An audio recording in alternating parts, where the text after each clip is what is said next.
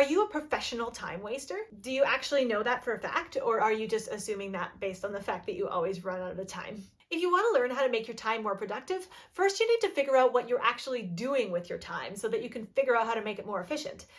And so you can see if your priorities are in the right place. So if you want to try out this magical process for yourself, you came to the right place.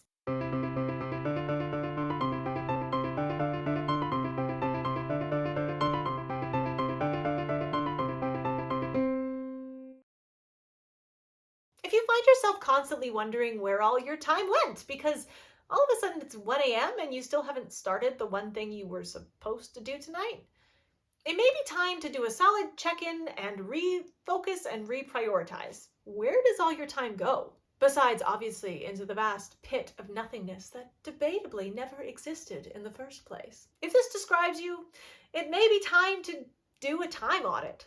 The only way to figure out where all your time goes is to make a detailed log of it. Are you actually spending 2 hours on studying, or are you spending a scattered 20 minutes here and there while also preparing meals and chatting on Messenger? A time audit means that you spend a few days or weeks keeping track of exactly what you're doing and at what time. So keep a clock and a piece of paper handy so you can write the start and end times for each task you do, be it studying, sleeping, chatting, commuting, or whatever you do with your days. Don't exaggerate or lie. If you get distracted by something, write it down and try to guess what time it might have started. Once you've completed, add up the times for all the tasks and you'll have a clear roadmap of where you spend your time. At the end of the time audit, you'll know exactly where you're spending your time, so you'll see what needs to change. Are you spending way too much time on things that aren't important?